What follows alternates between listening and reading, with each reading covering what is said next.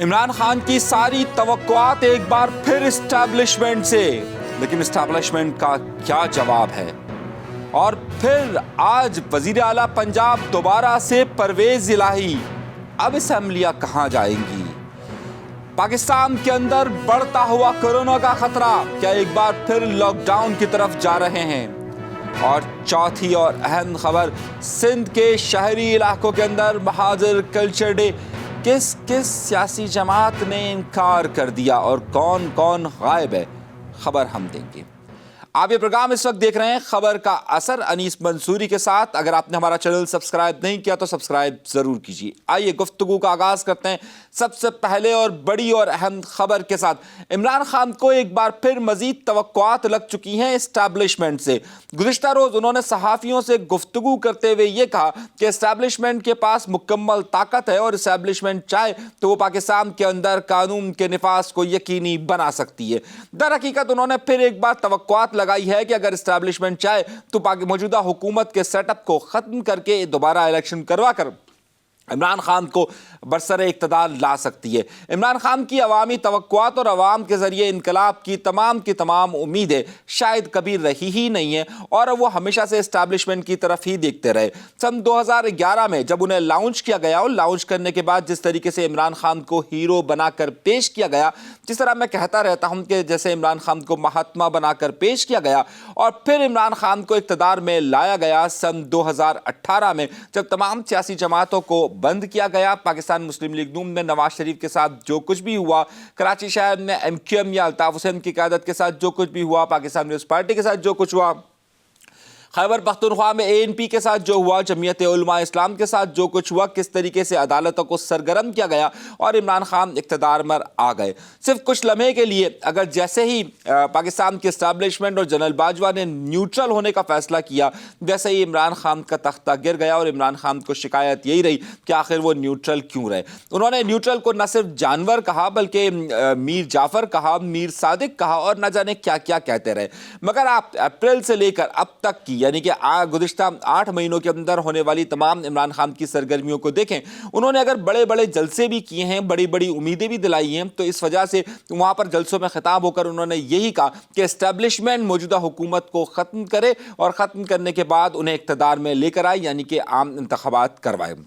وہ جنرل باجوہ جب تک رہے وہ بار بار یہی کہتے رہے کہ جنرل باجوہ یہ سب کام کرے، اور جنرل باجوہ کے جانے کے بعد انہوں نے جنرل باجوہ کو جن جن القابات سے نوازا ہے وہ آپ سے کوئی ڈھکی چھپی بات نہیں ہے۔ انہوں نے اپنے اقتدار کی تمام ناکامیوں کو جنرل باجوہ کے ساتھ کنیکٹ کر دیا، یہاں تک کہ اپنے اقتدار کی رخصتی کو بھی جنرل باجوہ پر الزام ڈال دیا۔ جنرل باجوہ نے اب تک تو خاموشی اختیار کی ہے، لیکن 29 نومبر 2022 آج سے قریباً کوئی 1 ماہ پہلے جنرل عاصم صاحب پاکستان کے نئے چیف آف آرمی اسٹاف آ چکے۔ اس کے بعد سے عمران خان نے یہی بات دوبارہ سے کہنا شروع کر دی ہے، اور وہ جنرل عاصم باجوہ کو بار بار یہ کی طرف اشارہ کر کے کہتے ہیں کہ اسٹیبلشمنٹ جو ہے وہ اس حوالے سے اپنا کردار ادا کرے۔ اب اسٹیبلشمنٹ اس حوالے سے کس حد تک کردار ادا کر رہی ہے یہ میں آپ کو آگے بتاتا ہوں۔ آئیے، یہی بات یہاں پر انہوں نے پنجاب کے حوالے سے بھی کہی، مگر دیکھا یہ جا رہا ہے کہ پاکستان کی اسٹیبلشمنٹ اس وقت ان تمام معاملات سے اپنے آپ کو لا تعلق رکھے ہوئے نظر آتی ہے۔ عمران خان کی جتنی بھی باتیں شاید انہوں نے اس ایک کام سے سن رہے اور دوسرے کام سے جانے دے رہے ہیں۔ پاکستان کی اسٹیبلشمنٹ کی طرف سے ابھی تک عمران خان کو کسی بھی معاملے میں کوئی گو ہیڈ نہیں دیا گیا ہے، اور عمران خان اسی بات کو بار بار پھر دہرا رہے ہیں۔ وہ بڑے بڑے جلسوں کے بعد اور بڑے بڑے خطابات کے بعد بھی ابھی تک کوئی اپنی بڑی عوامی طاقت کو اس طریقے سے ظاہر نہیں کر سکے۔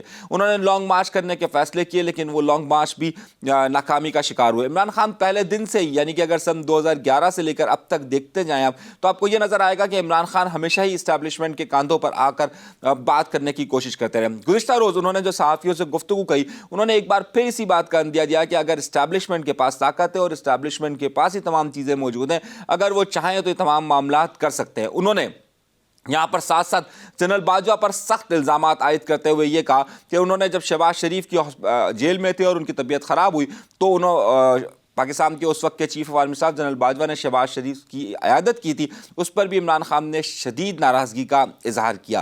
कहने का मकसद सारा यह है, और इस खबर का असर अगर आप देखिए, जो हमारे प्रोग्राम का मेन उन्वान है वो यही है कि इमरान खान एक बार फिर तवक्कुआत लगाकर बैठे हुए हैं पाकिस्तान की एस्टैब्लिशमेंट से, लेकिन साथ साथ वो तनकीद भी बहुत ज़्यादा कर रहे हैं। इस सूरत हाल में पाकिस्तान की एस्टैब्लिशमेंट की तरफ से इमरान खान को ताहाल कोई ऐसा अच्छा रिस्पॉन्स नहीं मिला कि इमरान खान के लिए बहुत अच्छी खबरें हों। और इसका सबूत आपको इस बात से भी मिल सकता है कि पंजाब में तमाम तर कोशिशों के बावजूद भी वो असेंबलियां तहलील नहीं कर सके, ना वो लॉन्ग मार्च कर सके, ना असेंबलियां तहलील कर सके जिस तारीख को उन्होंने कहा था। इससे ये वाजे होता है, और इसका इन तमाम खबरों का असर आप ये देख सकते हैं कि आइंदा दिनों के अंदर भी इमरान खान को इस हवाले से कोई बड़ी कामयाबी होती हुई नजर नहीं आ रही है।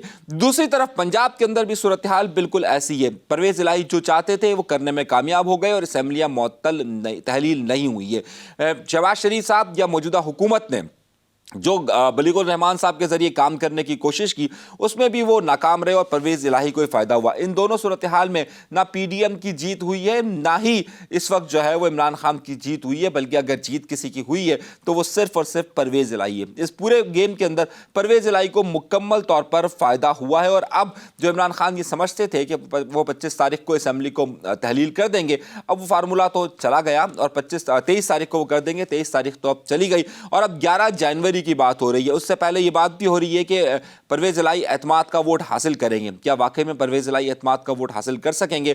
हमारी इत्तलात के मुताबिक ये मामला अब जनवरी के वस्त से भी आगे यानी फरवरी तक जा रहा है। इस वक्त परवेज इलाही की मुकम्मल ख्वाहिश है कि कम से कम वो रमज़ान के बाद तक यानी कि अप्रैल के बाद तक, मई तक इक़्तिदार में रहे, और मई के बाद अगर वो इस इक़्तिदार से हटते हैं तो वो अक्टूबर के अंदर के जब जनरल इलेक्शन की भी तारीख है उसी दौरान पंजाब के इलेक्शन की तरफ भी जाए और उस वक्त तक वो अपनी कुर्सी पर कायम भी रहें और अपने मुस्तकबिल को भी बेहतर करते रहें। तो जो इमरान खान की तवक्कुआत है वो पूरी होती हुई इस वक्त ताहाल नज़र नहीं आ रही है। पंजाब में जहाँ पर इस वक्त पाकिस्तान मुस्लिम लीग नून को शिकस्त हुई है, वहीं पर इमरान खान को भी शिकस्त हुई है और परवेज इलाही वहाँ पर विन विन पोजीशन के अंदर मौजूद है।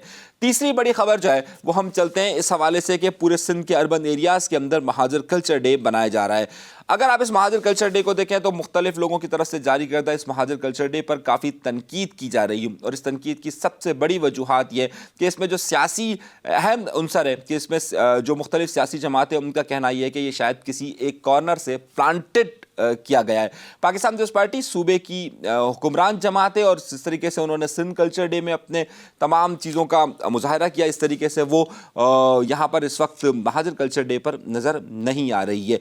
इस वक्त ज़ाहिर है उसे हाईजैक करने की भी बहुत ज़्यादा कोशिश की जा रही है और तकरीबन ये लगता है कि वो शायद किसी तौर पर हाईजैक ही हो गया है। यहाँ पर इसके ख़िलाफ़ जो है वो MQM की तरफ से, MQM लंदन की तरफ से मुख्तलिफ जगहों पर बैनर्स भी आवेज़ा किए गए और ये कहा गया है कि इस तरीके से उन्हें महाजरों को तकसीम करने की एक कोशिश की जा रही है। अब देखना यह है कि इसका आगे चलकर असर क्या मरतब होगा। क्या महाजर कल्चर डे भी जो है वो किसी सियासी असर के किसी भी जो है वो सियासी ताकत के ज़ेरे असर रहेगा या उससे आगे जा सकेगा। इसके साथ साथ एक बहुत बड़ी खबर आई है और बहुत बड़ी खबर ये आई है कि गुज़िश्ता 24 घंटों के दौरान चीन के अंदर 1 करोड़ से ज़्यादा लोग कोरोना से मुतासिर हुए हैं। कोरोना बहुत तेज़ी के साथ फैल रहा है चीन के अंदर और ये बातें कही जा रही है मगरबी मीडिया के अंदर।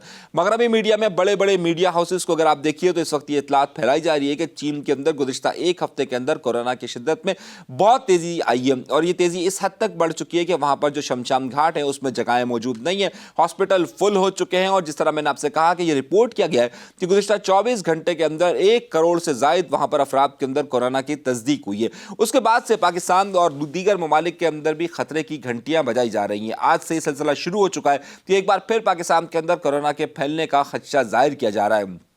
अब इमरान खान भी हुकूमत में नहीं है, लेकिन अलबत्ता सिंध के अंदर पाकिस्तान पीपल्स पार्टी की हुकूमत है और पूरे पाकिस्तान पंजाब के अंदर इस वक्त मुस्लिम लीग काफ की हुकूमत ही मैं आप कहूँगा, क्योंकि इसे इमरान खान की हुकूमत तो नहीं कहा जाएगा। खैबर पख्तूनख्वा के अंदर तहरीक इंसाफ की हुकूमत मौजूद है। अब देखना यह है कि इन तमाम ये सूबाई हुकूमत इस हवाले से क्या इंतजाम करती है, लेकिन हमारे पास जो इतलात मौसूल हो रही हैं उसके मुताबिक इस वक्त सिंध, पंजाब और खैबर पख्तूनख्वा में के कई हॉस्पिटल्स के अंदर गुज़िश्ता 24 घंटों के दौरान कोरोना के केसेस में बेतहाशा इजाफा हुआ है। है। आइंदा दिनों के अंदर कोरोना पाकिस्तान के अंदर एक बार फिर बड़ी खबर के तौर पर आने वाला है और यकीनी तौर पर जो खबर इस वक्त चीन से आ रही है उसका असर पाकिस्तान के अंदर भी होता हुआ नजर आ रहा है। आपने हमारा चैनल अगर सब्सक्राइब नहीं किया तो सब्सक्राइब जरूर कीजिएगा। अनीस मंसूरी को दीजिएगा इजाजत। अल्लाह ने के बाद।